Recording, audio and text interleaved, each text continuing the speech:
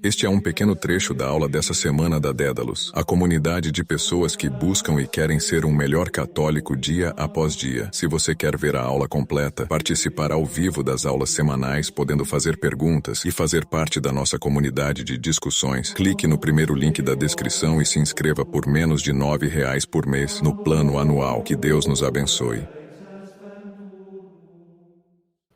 Basicamente, o que a gente está tratando aqui, o livro A Fé Explicada, certo? Então, nesse sentido, vamos continuar aqui nossas reflexões. A gente parou a última reflexão, tá? Sobre o pecado, tá? Então, nós começamos a falar sobre o pecado. A gente comentou a respeito do pecado atual, pecado original, pecado mortal, pecado, todas as formas, né, de pecado que são possíveis, tá? E que a gente pode refletir, a gente pode analisar, tá bom? E, de algum modo, tá? O que acontece? Nessa reflexão sobre o pecado, a gente percebeu uma coisa importante, tá? Que é o seguinte, o fato de que criou-se uma espécie de disparidade entre nós e Deus, tá? Então, entre nós e Deus fica uma coisa assim muito distante, tá? Muito distante mesmo, certo? O homem foi criado inicialmente com uma certa unidade com Deus, tá? E, em alguma medida, tá? Nessa unidade com Deus, a gente perdemos essa unidade foi rompida, tá? Por conta do pecado original, tá? E aí o que acontece? Hoje a gente vai começar a falar um pouco, tá? Sobre o processo de resgate do gênero humano, da humanidade. Então, qual foi o resgate que foi feito? Qual foi o resgate que foi realizado? De que maneira isso deu, tá?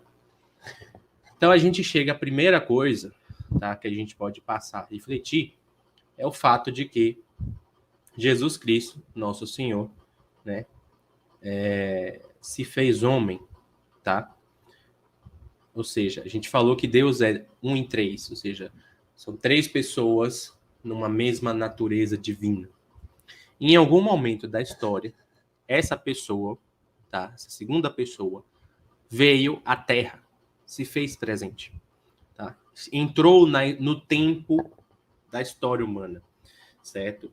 E vamos entender o seguinte, primeira coisa, por que tem que ser a segunda pessoa? Por que não foi o Espírito Santo que se encarnou? Por que não foi Deus Pai que se encarnou, tá? Porque existe uma coisa que é a própria relação entre a própria Trindade. Então, o que é a Trindade? Como é que a Trindade funciona? Olha, você tem o Pai. O Pai, a gente explicou isso em aulas anteriores. O Pai cria uma imagem, tá?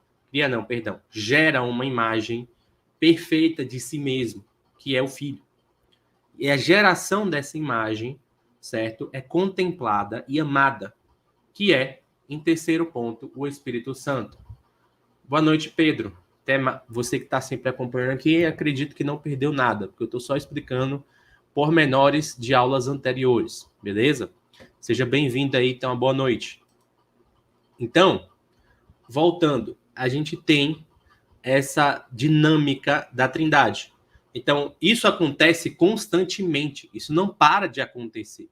Ou seja, não existe um momento em que isso é feito e acabou. Sabe? Por quê? Porque primeiro é o tempo da eternidade. O tempo da eternidade não tem começo, meio e fim.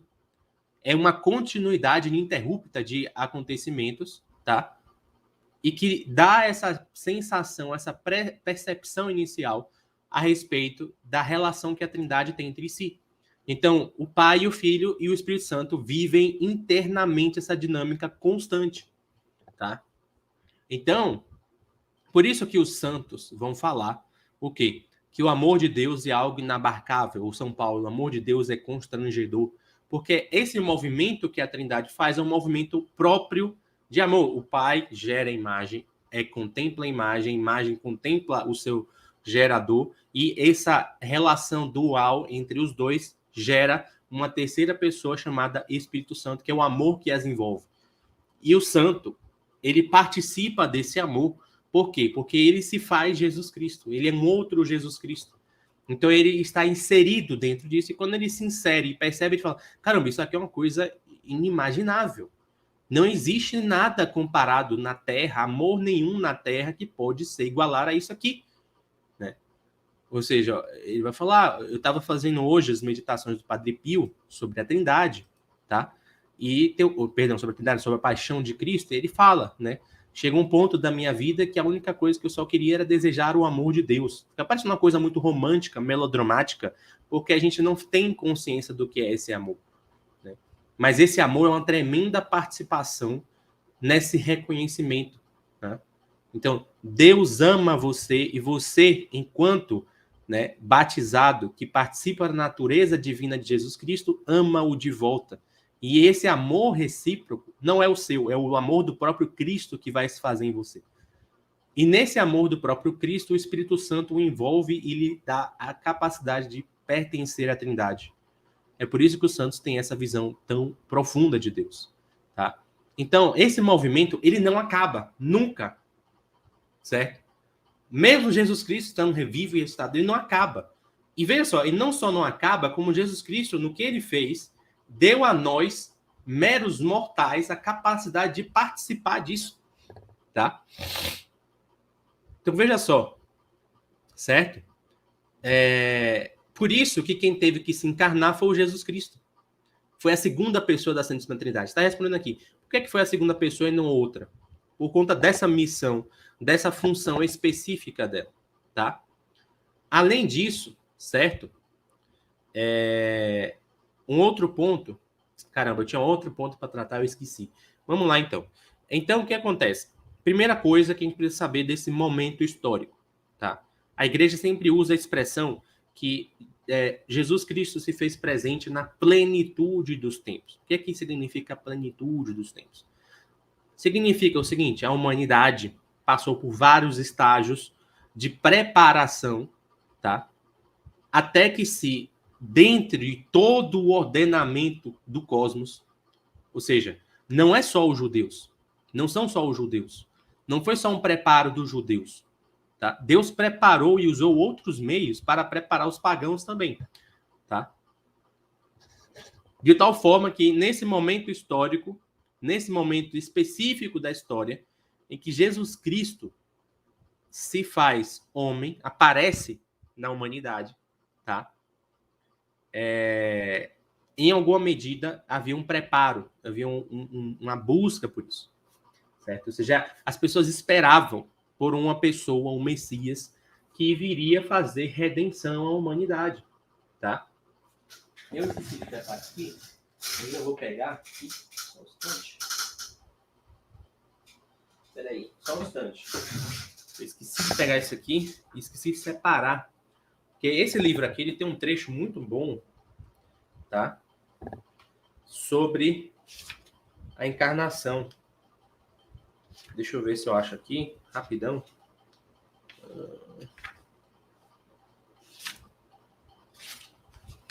Espera aí. Não, mais para trás. Mais para trás um pouquinho. É porque o trecho é muito impactante. E quando a gente fala desse negócio de plenitude dos tempos, fica uma coisa muito vaga. Mas veja só. Quando a gente fala, fica uma coisa muito... Aqui, pronto. Para quem não conhece, esse livro é de um historiador chamado Jacques Bossuet. Eu acho que ele é um historiador, não me recordo agora. Chamado Discurso sobre a História Universal. Ele fez esse livro para o Delfim da França, que era o herdeiro do trono, tá? E era para educá-lo, para ele entender quais são as finalidades de um reino, tá? De um império dentro do ordenamento da providência divina na história. Então, qual é a função que os reis podem ter para Deus na história humana? Como os reis devem se comportar? Como eles devem agir? Né? E aí, obviamente, certo? Ele acaba dando uma série de fatos. A primeira coisa ele passa sobre as 7 idades do mundo, tá? Então são 7 idades, certo? E aí a 7ª idade culminando no nascimento de Jesus Cristo. E aí, antes disso, ele começa a descrever alguns acontecimentos em Roma. Então, olha só, presta bem atenção. Eu vou ler devagar, inclusive, para você ver como os acontecimentos se ordenaram para a vinda de Jesus Cristo. Ele conseguiu demonstrar de uma forma muito clara isso, tá? Não é clara porque tem argumentos brilhantes, não. É clara porque ele só pegou os fatos e jogou na mesa, entende? E esse é o mais legal, tá? Então veja só o que ele fala aqui, ó. Ele começa aqui no penúltimo parágrafo já, para terminar a parte de Roma, tá?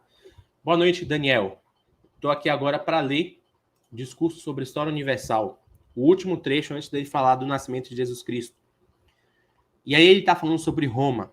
Roma está nos seus momentos de glória, digamos assim, né? E ele fala assim: Roma caiu nas mãos de Marco Antônio, de Lépido e do jovem César Otaviano, sobrinho neto de Júlio César, e seu filho por adoção, 3 insuportáveis tiranos, cujo triunvirato e cujas proscrições causam ainda horror ao serem lidos. Mas foram violentos demais para durar muito tempo. Esses 3 homens partilharam o império. César guarda a Itália e, mudando repetidamente em doçura suas primeiras crueldades, ele fez crer que havia sido levado por seus colegas. Os restos da República pereceram com Brutus e Cássius. Antônio e César, após terem arruinado Lépido, voltaram-se um contra o outro. Todo o poder romano se pôs sobre o mar. César ganha a batalha de Ácio, as forças do Egito e do Oriente, que Antônio leva consigo, são dissipadas. Todos os seus amigos o abandonam, e mesmo sua Cleópatra, por quem se havia perdido. Herodes Idumeu, que lhe devia tudo, é forçado a entregar-se ao vencedor, e se mantém por esse meio na posse do reino da Judéia, que a debilidade do velho Hircano havia feito ser inteiramente arrebatado aos asmoneus. Tudo cede à fortuna de César, ou seja, César de Roma estava simplesmente, né, no seu auge. Tudo favorecia o Império Romano, né? E aí ele vai falar: Alexandria abre-lhe seus portos. O Egito torna-se uma província romana. Cleópatra, que, desesperada de poder conservá-lo, suicida após Antônio, né? Roma estende os braços a César, que permanece sob o nome de Augusto e sob o título de imperador, único senhor de todo o império. Ele doma nos Pirineus os cântabros, os asturianos revoltados. A Etiópia lhe pede paz. Os partos assustados lhe enviam os estandartes tomados de Crasso, com todos os prisioneiros romanos. As Índias buscam sua aliança. Suas armas se fazem sentir aos récios ou grisões, cujas montanhas não os podem defender. A Panônia o reconhece, a Germânia o teme, e o Ézer recebe suas leis. Vitorioso por mar e por terra, ele fecha o templo de Jano. Todo o universo vive em paz sob seu poder. E aí Jesus Cristo vem ao mundo. Ou seja, é uma descrição fabulosa, muito boa, onde ele mostra exatamente aquilo que a gente vai ver nos evangelhos, que é a dualidade, tá? Que é a dualidade entre a Pax Romana e a Pax de Cristo. Porque Roma estava em guerra com o mundo inteiro. Eu mostrei aqui. E do nada, tudo parece favorecer Roma, né? Ou seja, guerras, batalhas que levavam centenas de anos simplesmente se acalmam, as pessoas pedem paz. Ou seja, isso é um movimento de influência de Deus na história, ainda que não seja uma influência tão direta. Porque foi um preparo para se criar aquele estilo de vida pacífico e ordenado, que na verdade a paz era conquistada a ferro e fogo, na base da arma, na base do poder político, propriamente dito. O Cristo vem ao mundo oferecer outro tipo de paz, que é a paz e o ordenamento da alma e do espírito, que somente essa paz onde há uma concordância, uma unidade com a verdade, é possível gerar uma paz verdadeira. A paz romana era uma paz de aparência. Era uma paz de, olha, todo mundo lava as mãos, fica quietinho, porque senão Roma vem com suas legiões, entendeu? Então, ele mostra claramente que a plenitude dos tempos no qual Jesus Cristo vem ao mundo, na história, é simplesmente o período em que se criou uma técnica avançada, um poder, né, militar totalmente forte, inatingível, inabalável, tá? E aí Jesus Cristo vem ao mundo. Acabar com isso tudo, praticamente, entendeu? Então, isso é, inclusive, já fugindo um pouco do tema, indo para o fim dos tempos, para a segunda vinda de Jesus Cristo, que é o seguinte: a segunda vinda vai ser no mesmo ponto. As pessoas vão estar com vidas maravilhosas, tudo ótimo, tudo tranquilo, né? Um poder militar fortíssimo, tá? Quem sabe até uma unidade geopolítica e territorial, né, muito, muito forte, né? Com a falsa paz, uma paz de aparência, uma paz onde as pessoas, né, precisam simplesmente esconder as suas indignações, precisam ocultar a verdade, tá? E aí Jesus Cristo vai vir ao mundo, mas dessa vez para encerrar tudo de uma só vez, encerrar toda a história, tá? Então, esse primeiro momento da encarnação, ela vem nessa plenitude dos tempos justamente para poder caracterizar uma oposição de Cristo ao que estava acontecendo no mundo na época, tá? Vem nesse fato, certo? E aí, esse é o primeiro ponto. E aí, falando de história, vamos falar das pessoas que estavam aqui no mundo. E quem foi a porta de entrada para a qual Jesus Cristo veio? Nossa Senhora, Maria, a Virgem Maria, né? Então, aqui a gente entende por que é que Maria tem uma posição tão forte na igreja, tá? Por esses dois motivos iniciais. Primeiro motivo, lembra que eu falei? Movimento da Trindade, o Pai gera o Filho ama o Pai retribui esse amor e essa retribuição gera o Espírito Santo que os envolve e faz amar. Que isso não acaba nunca, isso continua para sempre. E aí o que aconteceu?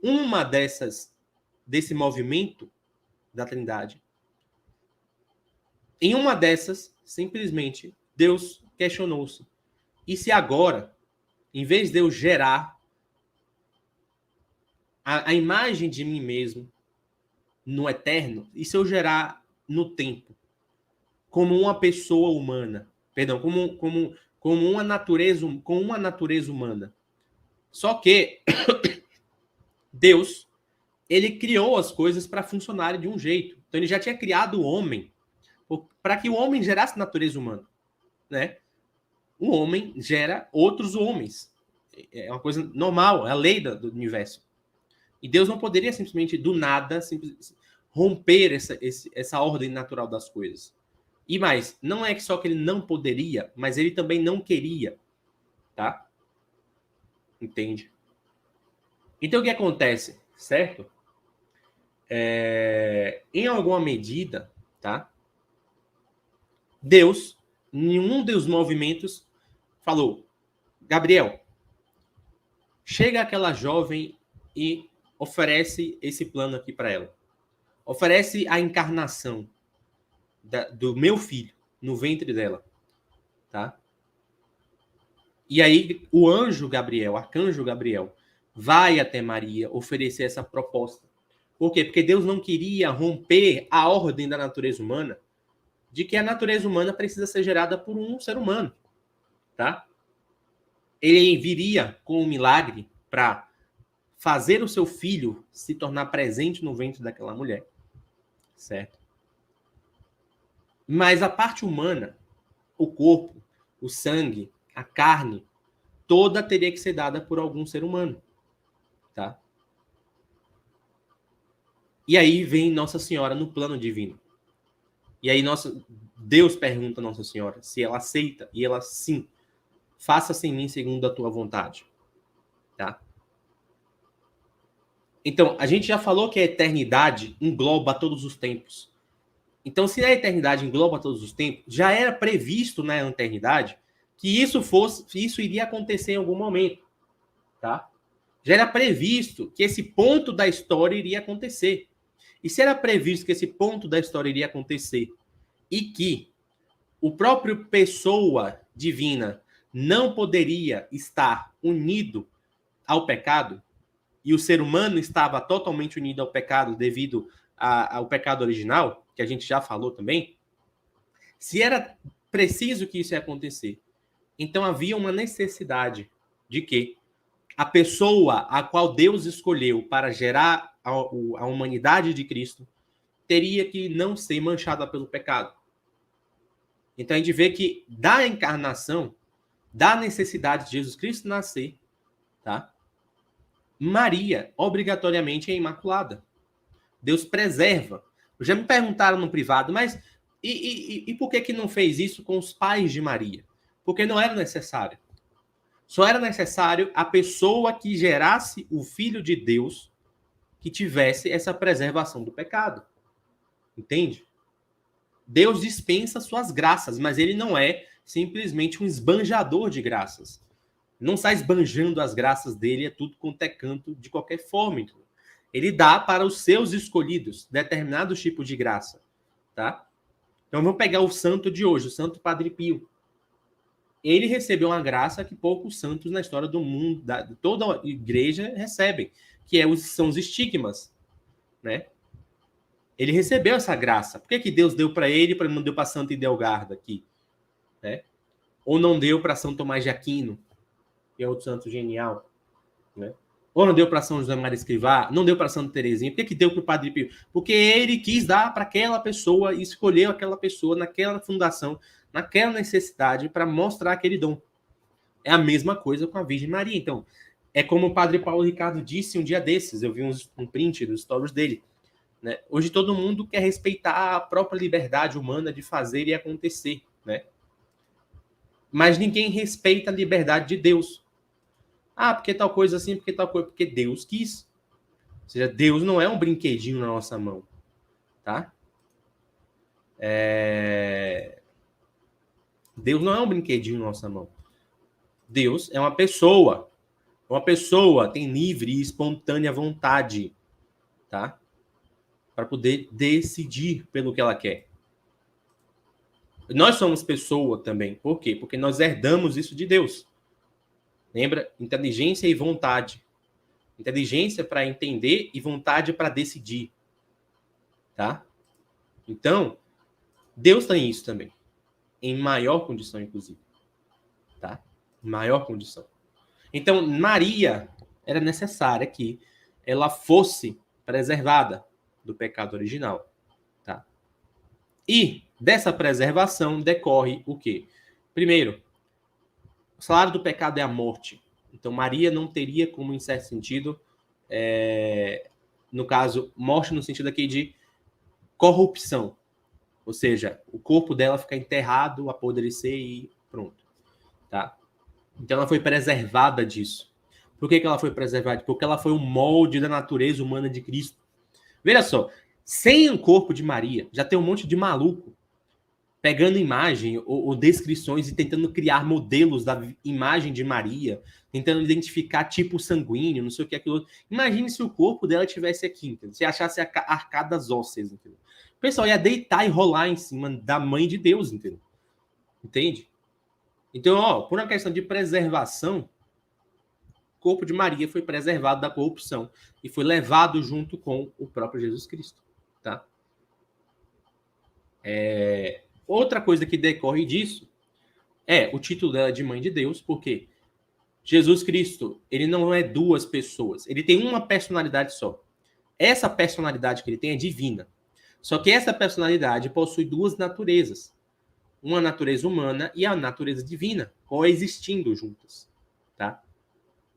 O que é algo um mistério, já falei, não dá pra gente compreender, não dá pra gente acertar corretamente, entendeu? Tá? O ponto específico, tá? Mas é assim que funciona. Então, Maria, quando é mãe, a gente não fala, ninguém fala que ninguém é mãe de uma natureza tal. A gente fala que é mãe de uma pessoa. E se é uma pessoa divina, no caso de Maria. Não é uma pessoa humana, é uma pessoa divina. Então, se Maria é mãe de uma pessoa divina, então ela é mãe de Deus. O que soa contraditório. Pô, mas Deus não tem uma mãe? Né? Pois é. Mas é aquilo que eu falei, respeite a liberdade divina. Tá? E, para finalizar,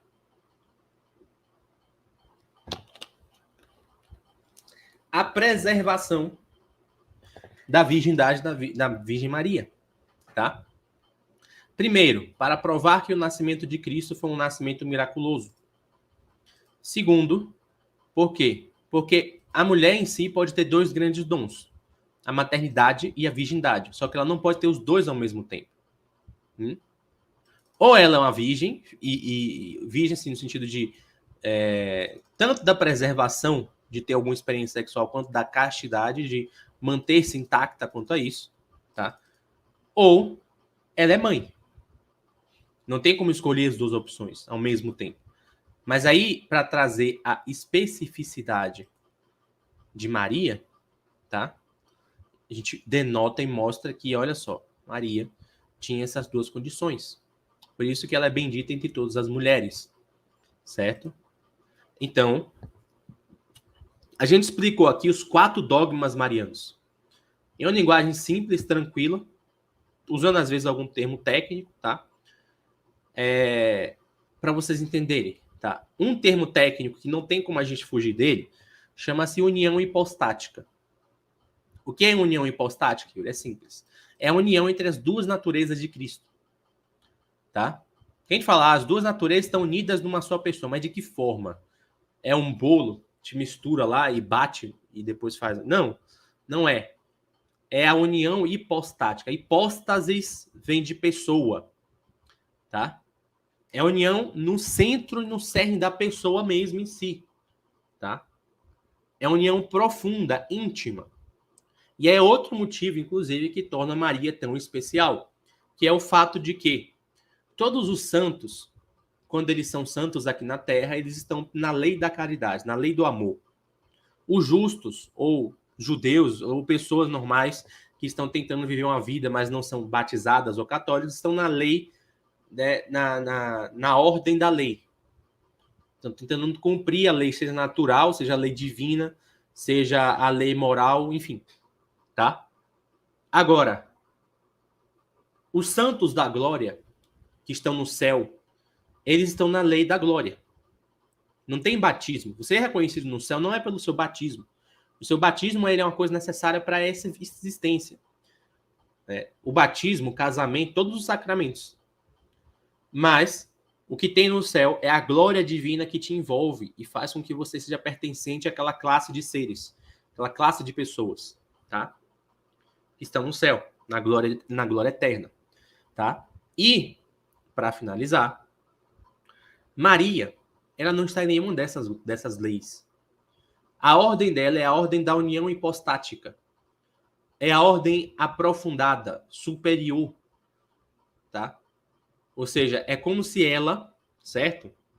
Tivesse uma concessão especial para participar daquele movimento da Trindade. Os santos participam na Terra pelo amor que os unem a Cristo. Os santos celestes participam no céu pela glória que os une a Cristo. Maria participa porque ela é especialmente dedicada a esse movimento. É ela quem gera em si mesma um aspecto importante e existente que é a natureza humana de Cristo. Cristo morreu e ressuscitou e não deixou de ter natureza humana. A natureza humana continua existindo. Então, em alguma medida, pela existência dessa natureza humana, já revestida e transfigurada pela glória divina, Maria recebe um posto maior do que todos os santos e até todos os anjos no céu.